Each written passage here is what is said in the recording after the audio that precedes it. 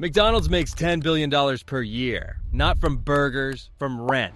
And it all started with a handshake deal that was never honored. The brothers who invented McDonald's got $2.7 million. Ray Kroc got an empire worth hundreds of billions. And the business model that made him rich? It wasn't food at all. This is the story McDonald's doesn't like to tell. 1954, San Bernardino, California. Two brothers run a small drive-in restaurant, Dick and Mac McDonald. They've invented something new. They call it the Speedy Service System. No waiters, no tipping, no plates or silverware. Just a tiny menu.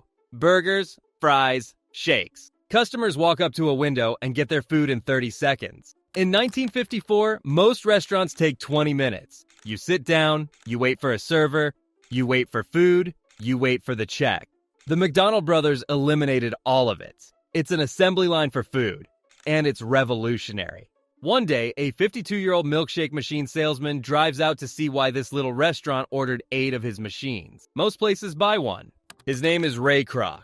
He watches the lunch rush. The line wraps around the building. Families, workers, teenagers, everyone wants in. Kroc sees it immediately. This isn't just a restaurant. This is a system. And systems can scale. He convinces the brothers to let him franchise the concept across America. They're skeptical at first. They've tried franchising before, and quality suffered when they couldn't control the restaurants themselves. But Kroc is persistent. He promises to maintain their standards. Finally, they agree. But the deal is brutal. Kroc gets just 1.4% of sales. The brothers keep total control over the brand, the menu, everything. Over the next 6 years, Kroc opens 228 McDonald's locations across America. The restaurants are successful. Customers love them. Kroc is still broke.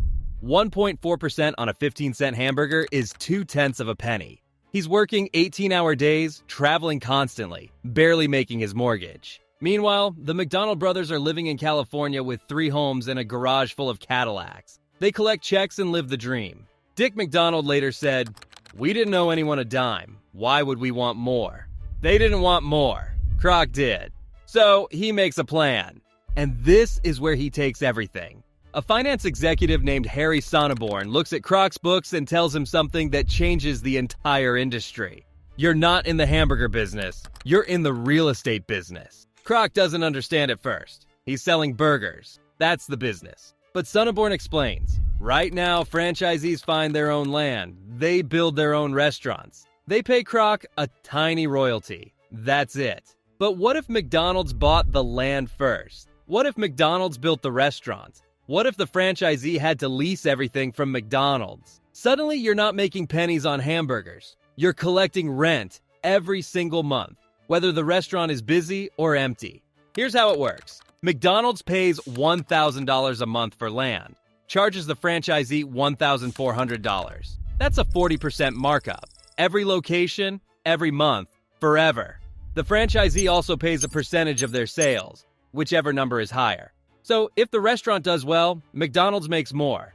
If it struggles, McDonald's still gets the rent. The burgers aren't the product. They're just the engine that generates rent payments. The real product is the land underneath. Sonneborn put it bluntly, we are not technically in the food business. We are in the real estate business. The only reason we sell 15-cent hamburgers is because they are the greatest producer of revenue from which our tenants can pay us our rent. Kroc gets it immediately. He forms the Franchise Realty Corporation in 1956 and starts buying land everywhere. Suddenly, Kroc controlled everything. The land, the buildings, the franchisee's entire future.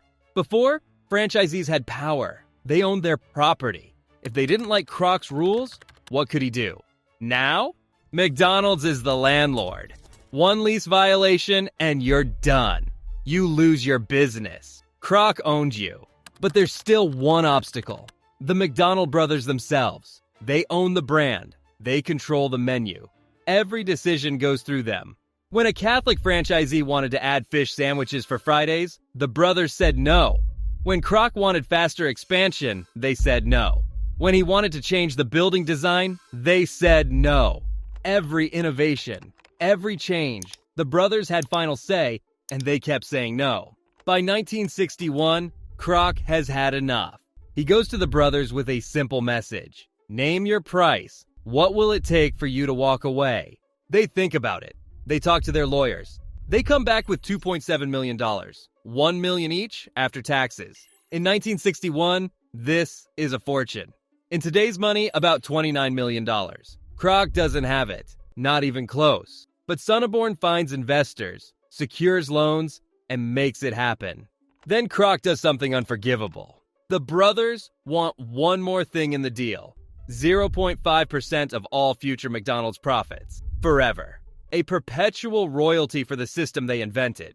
Kroc agrees. They shake hands. We'll handle it separately, Kroc's people say. A gentleman's agreement. The brothers have known Kroc for 7 years. They've built 228 restaurants together. They trust him. The contract is signed.